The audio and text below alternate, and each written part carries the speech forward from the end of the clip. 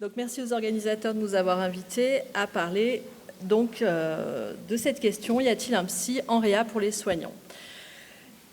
Avec ce titre, il ne vous aura pas échappé l'analogie avec le film des années 80, pour ceux qui ont la référence. Y a-t-il un pilote dans l'avion ? Cette parodie met en scène le héros de guerre maladroit et traumatisé Ted Stricker. Stricker, en anglais, ça veut dire gréviste, buteur. Ce mot a un peu la même consonance que trickster, un fripon, c'est une figure mythique. Carl Gustav Jung nous dit que nous l'avons tous en nous, c'est notre part d'enfant. Espérons qu'elle nous permette à tous de faire un pas de côté, y compris lors de cette présentation. En effet, nous avons tissé la métaphore du voyage pour vous faire ce retour d'expérience d'une mise en réflexion des pratiques professionnelles au MIR de Clermont-Ferrand. Bon, vous tous ici présents, je ne vais pas vous apprendre l'environnement de réanimation. Vous le savez, la réanimation, c'est un environnement qui confronte les professionnels de santé à de nombreux facteurs de stress qui peuvent impacter la qualité de vie des soignants. Cette spécificité de la réanimation émane évidemment des patients que vous avez en charge qui sont lourds, très lourds, avec des pathologies graves, qui nécessitent des procédures diagnostiques et techniques parfois complexes.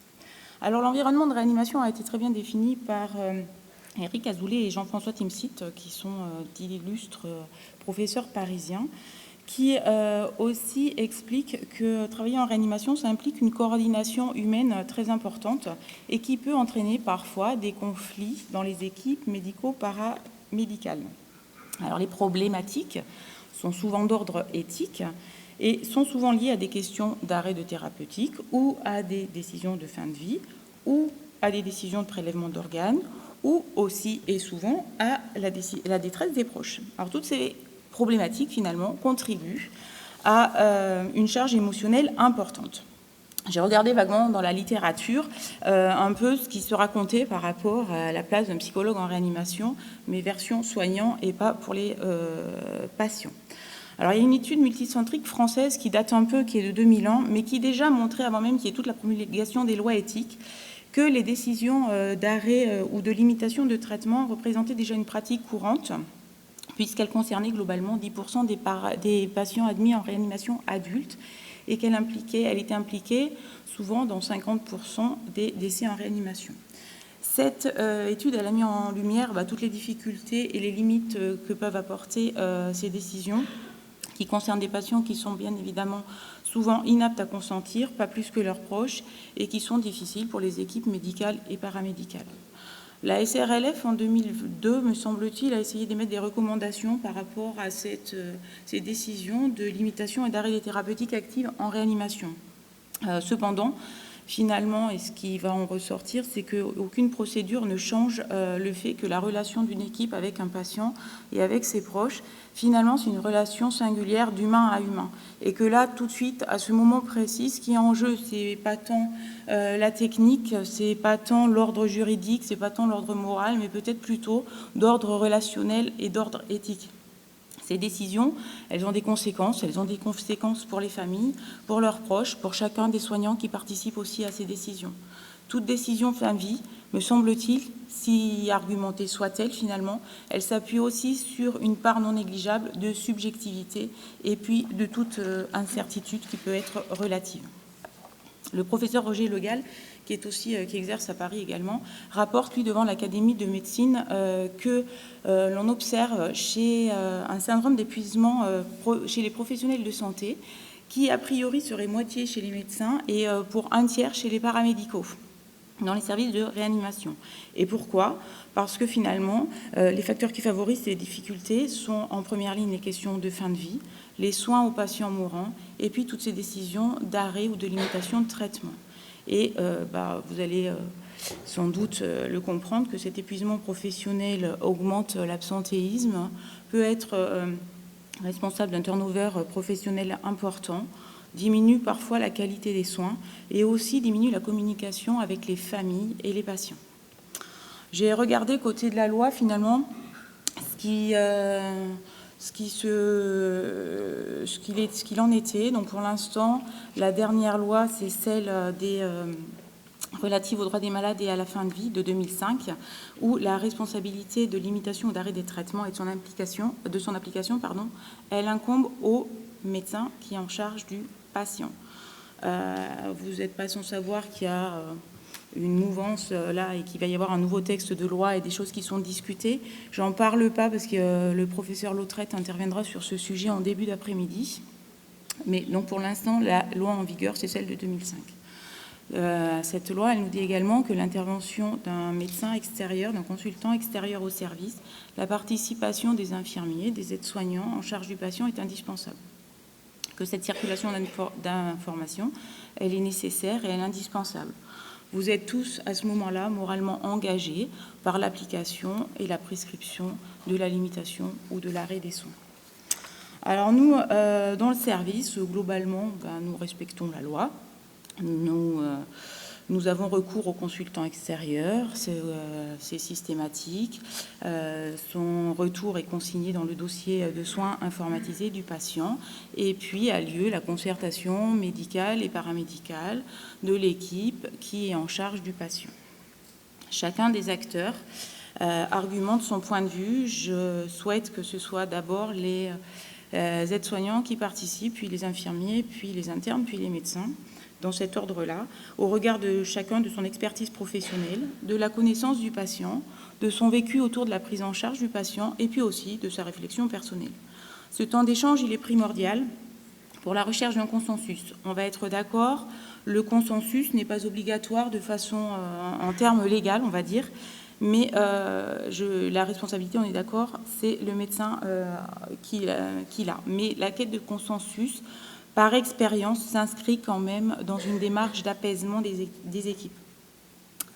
La mise en place de ces décisions de l'ATA expose quand même les professionnels à des interrogations en lien avec leur maturité professionnelle. On n'a pas les mêmes questionnements quand on a 6 mois de DE et qu'on est en galère avec toute la technique et qu'on ne maîtrise absolument pas cette technique-là. Le positionnement, le sentiment de responsabilité qu'on peut avoir, les valeurs et le vécu de tout un chacun. Alors, fort de ces constatations, avec le chef de service de la réanimation, convaincu comme moi qu'il y avait quand même le besoin d'un soutien psychologique en réanimation pour les professionnels de santé, nous avons défini un cahier des charges que nous avons adressé à la DRH. Ce qui nous a aidés, c'est la période Covid, puisque pendant cette période-là, où on a quand même pris un peu tous la marée, nous avons eu la chance d'avoir les psychologues du travail qui sont venus en soutien. Et donc, ça a permis d'étayer notre demande. Alors, notre demande, elle était très simple. C'était créer une offre de soutien psychologique auprès des équipes médicales, paramédicales, pour leur permettre de digérer, alors au sens nietzschéen du terme, les prises en charge qui sont très difficiles, et aussi de trouver des outils pour apprendre à mieux les vivre et à mieux les gérer. Alors, en constituant ce dossier, on a quand même parcouru quelques articles et nous avons découvert l'existence d'une démarche, alors peut-être que vous connaissez, qui s'appuie sur la méthode Balint. Balint est un psychiatre hongrois qui a vécu dans les années 1900 et la participation à ces groupes soulagerait l'épuisement professionnel des soignants et leur permettrait d'améliorer leur qualité de vie au travail. Au cours de ces réunions, les situations de détresse vécues par les patients et par les familles sont discutées. Les professionnels peuvent aussi acquérir une meilleure connaissance de la prise en charge du patient, des situations. Et puis, ce qui facilite aussi quelquefois le partage d'expériences, qui n'est pas si simple que ça. C'est pas si simple parfois de donner son point de vue et s'expliquer, et que c'est toujours bénéfique pour diminuer la charge émotionnelle dans les relations de soins. Donc voilà, grosso modo, le dossier que nous avions monté. Et le besoin pour atteindre cet objectif était très simple en fait. C'était essayer de mettre en forme ces groupes Balint, entre guillemets, menés par un psychologue extérieur à l'établissement. Ça, c'était important pour nous. Donc sous format d'analyse professionnelle. Voilà globalement notre idée. Ce projet, à notre surprise, a été accepté par la direction des ressources humaines. nous avons eu la chance de pouvoir participer au recrutement. Et donc, Sarah Bessière, ici présente à mes côtés, a intégré notre service en 2022. Il va vous expliquer notre partenariat voyage qui n'est pas si simple que ça. Merci.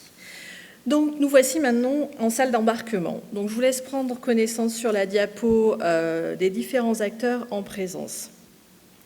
Madame Chouvet vous l'a indiqué, les recommandations vont dans le sens d'un soutien aux soignants pour que leur bien-être influe sur celui des patients et de leurs familles. Dans un service de réanimation, face à la grande technicité, au corps plus qu'aux âmes, aux soins qui peuvent faire mal, aux angoisses, à la peur, à la tristesse de tous, bref, à tout ce qui est sous-jacent, il convient de rester bien vivant psychiquement. Être au plus proche de la mort fragilise. Élaborer ces pratiques favorise, en revanche, le plaisir de travailler ensemble, une vie psychique groupale dynamique, la capacité d'une institution et d'une équipe à contenir les comportements, les angoisses et tout autre mouvement psychique. Réassurer les soignants sur leur capacité à partager et surmonter des ressentis ensemble, c'est aussi contenir en chacun d'eux que les patients surmonteront les leurs.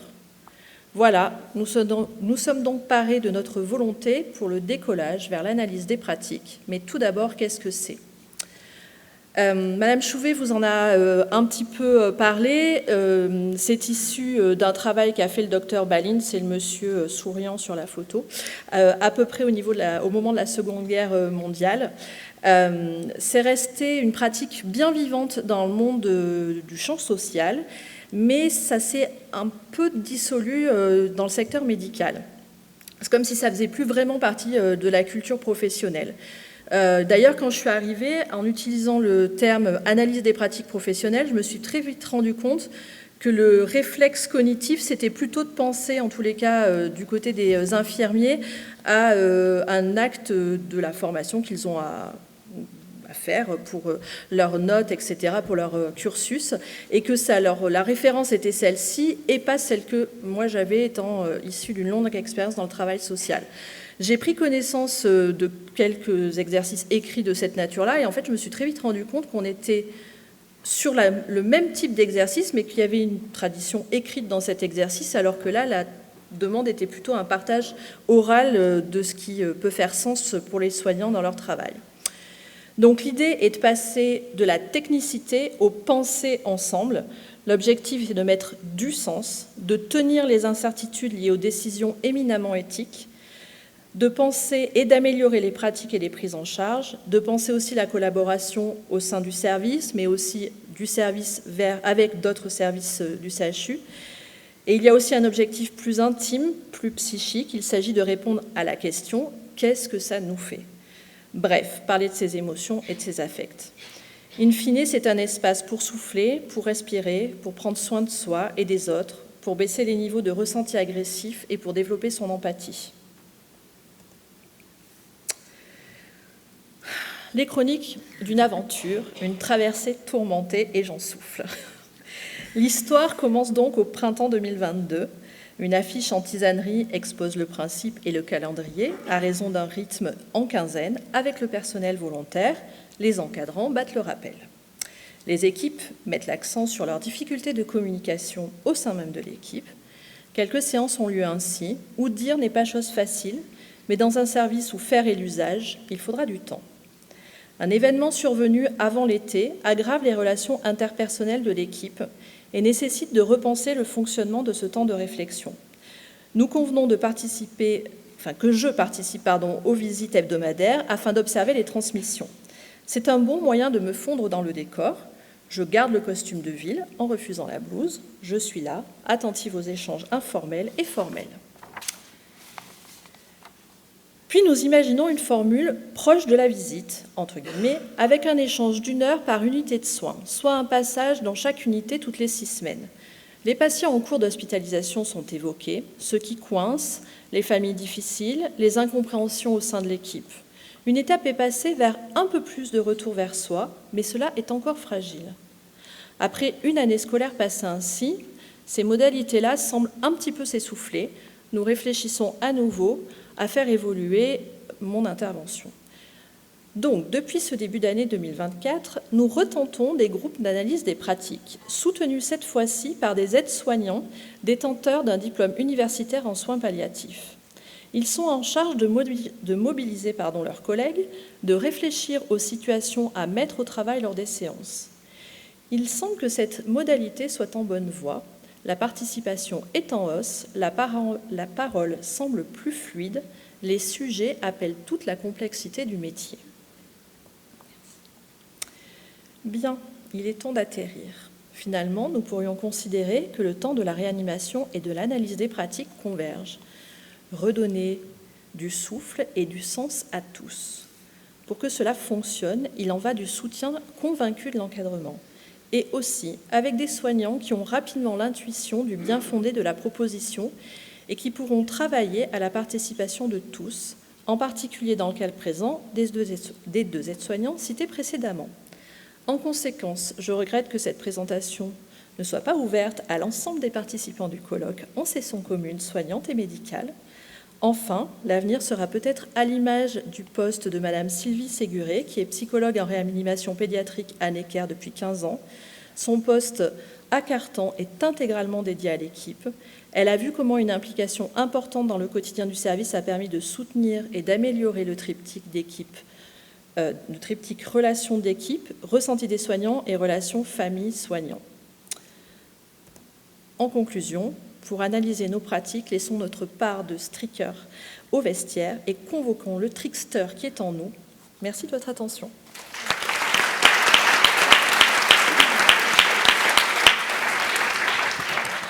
Merci beaucoup pour ce topo inspirant. Est-ce qu'il y a des questions, des remarques dans la salle ? Est-ce que certains dans la salle ont des pratiques similaires, d'analyse des pratiques, d'échanges autour, de façon un peu formelle, pas au café du coin, autour des situations difficiles en réanimation ? Oui, il y a du travail. Mais on est convaincu qu'il y a du travail, parce que le public ici présent travaille en réanimation. Je suis infirmière anesthésiste depuis 20 ans. On évolue dans des services hyper techniques, c'est ce qu'on va chercher à la base, on n'y va pas par hasard. Donc on va chercher toute cette technicité-là, le temps d'être complètement autonome, à l'aise dans nos pratiques. Il n'y a vraiment pas ce temps-là, sitôt qu'on ait vu le décorum, les machines. Après, on voit qu'il y a un patient au milieu. Après, on se rend compte qu'il y a des familles. Après, on se rend compte qu'il y a un environnement, un service. Mais le côté psychologique est encore très péjoratif, et on l'a bien vécu dans l'équipe. Personne n'a besoin de psy, personne n'a besoin de soutien psychologique et tout le monde va très bien. Je pense que si j'avais écouté l'équipe pendant le Covid, on aurait perdu peut-être pas la moitié, mais au moins un quart de l'effectif. J'ai l'impression qu'au moins sur la qualité de vie au travail, peut-être qu'on a au moins déjà gagné ce combat-là, parce que depuis 2020, on a traversé la période Covid et on n'a pas eu un seul départ du service en dehors de projets professionnels, personnels. Et au niveau de l'équipe aide-soignante, on n'a pas eu un seul départ, un seul mouvement. Donc, nous sommes convaincus du bien fondé de la démarche, qui n'est pas complètement encore... si vous demandez aux membres de l'équipe... certains vous diront qu'ils ne savent pas ce que c'est, d'autres viendront parce que je les ai un peu incités. Là, on est en train de trouver un format qui est en train de prendre racine, germer, commencer de donner des idées et voilà, on va peut-être arriver à tisser notre toile. Voilà, l'intérêt de tout ceci, c'est pas de vous enquiquiner, c'est pas... voilà, parce que ça peut être redondant, vous en avez marre, vous avez envie de partir chez vous, et puis finalement vous estimez que vous avez très bien travaillé, et vous avez très bien travaillé, mais une fois au vestiaire, eh bien, qu'est-ce que vous faites de tout ce que vous avez vécu, des émotions que vous avez ressenties, parce que je pense que vous en ressentez, que vous avez des rencontres avec les familles qui ne sont pas si simples que ça, que quand vous participez aux décisions collégiales par rapport à des mises en place de limitations ou d'arrêt des traitements, je ne pense pas que ça puisse vous laisser aussi indifférents les uns et les autres. Voilà, donc tant que je serai en poste ici, que mon chef de service sera convaincu du bien fondé de la démarche et que l'institution nous suivra, eh ben, nous allons continuer. Madame Séguré, elle a mis 15 ans avant que ça aboutisse en réanimation pédiatrique à Necker. On n'en est qu'à 2, alors l'espoir fait vivre. Est-ce que vous avez un ou une psychologue dans le service? Non. Qui devrait tendre avec le nouveau décret, ce qui serait aussi très bien. Mais voilà, je voulais vraiment... le parti pris était qu'il y ait un psychologue dédié pour les patients. Et voilà. Donc on espère, avec le nouveau décret, voir arriver un psychologue dans le effectivement, c'est important, effectivement, cette place d'extérieur pour aider les équipes. Là, moi, je vais dans mon service, il y a une psychologue extérieure qui intervient. Mais c'est le format qui est compliqué en réanimation, comme vous l'avez souligné. On n'est pas dans une culture des soins palliatifs, on n'est pas dans une culture où dans certains services, ça s'est instauré depuis des années et ça fait partie de la vie du service, d'avoir ce temps-là de parole. En réanimation, ce n'est pas encore le cas. Ça provient aussi des mécanismes de défense qui sont mis en place en réanimation, qui sont bien différents des soignants, qui ont des longues prises en charge et des suivis de patients et de familles. Et là, on sent qu'en réanimation, il faut être disponible tout de suite, zapper, passer à autre chose, passer à une autre situation. Et du coup, c'est difficile de réaborder des situations anciennes. Et le format de régulièrement, une fois par mois, par exemple, ou une fois tous les 15 jours, donc on ne vient pas toujours en réanimation. Et c'est souvent des demandes ponctuelles de débriefing tout de suite pour pouvoir passer à une autre situation, pour décharger un peu l'impact traumatique. Et c'est compliqué de trouver le format propice pour une aide psychologique en réanimation pour les soignants, je trouve. On a mis en place nous, dans notre service, plusieurs dispositifs, c'est-à-dire il y a des débriefings ponctuels quand il y a des situations traumatiques qui touchent toute l'équipe. Et là, il faut être réactif et les psychologues extérieurs ne peuvent pas l'être, parce qu'ils ne peuvent pas venir comme ça. Et on a ce format régulier où là, on peut réaborder des choses un peu plus profondes dans la façon de travailler ensemble, dans la façon de communiquer ensemble, dans la façon de s'organiser dans les soins, où là, c'est encore autre chose, c'est plus une analyse de pratique qu'un débriefing. Et on voit qu'il y a plein de petites aides psychologiques possibles qui prennent des formats différents et qui, bien sûr, nécessitent, surtout en réanimation, une adaptation et de répondre à la demande des soignants en fonction de la vie du service. Oui, puis pour compléter, on parlait du café, mais c'est hyper important, le café. Moi, je bois beaucoup de café avec mes collègues. Je suis psychologue aussi. Je précise. Non, mais en fait, il ne faut pas sous-estimer tous ces temps informels qui, parfois, c'est tout le paradoxe, en fait, c'est ce qu'on disait, travailler sur les résistances et l'ambivalence. Il y a beaucoup de demandes, et puis on se bat, on monte des projets, on obtient des financements, et puis il n'y a personne qui vient. Et là, c'est ça. On ne comprend pas, on est déçus. Voilà. Et en fait, c'est tout ce travail-là qu'il y a à faire et beaucoup de temps informel. On est aussi confronté, vous avez de la chance, si personne n'est parti depuis 4 ans. Voilà, ce n'est pas le cas partout. Donc il faut aussi retravailler en permanence avec ce turnover et réexpliquer, reproposer tous ces temps-là. Bon, bref, mais c'est complexe, mais c'est intéressant. La temporalité n'est pas la même. C'est-à-dire qu'en réanimation, typiquement, c'est action-réaction, alors que nous, on demande une temporalité beaucoup plus longue et puis une analyse, une prise de recul qui n'est pas instantanée, parce qu'on ne peut pas le faire. Comme on est tout le temps dans le faire, on n'a pas cette culture-là du se poser, de réfléchir. Alors oui, on le fait de façon informelle au café, mais peut-être qu'on ne va pas vraiment en profondeur non plus, peut-être, je ne sais pas. On se dit peut-être pas forcément les mêmes choses. C'est pas les mêmes choses, effectivement. Mais c'est nécessaire quand même, tout de même, d'avoir ces temps informels. Et c'est malheureusement. Tu ne pas supprimer, J'espère. On va malheureusement devoir s'arrêter là. On reprendra. C'est très intéressant. On reprend. Vous pouvez bien sûr poser des questions après la session.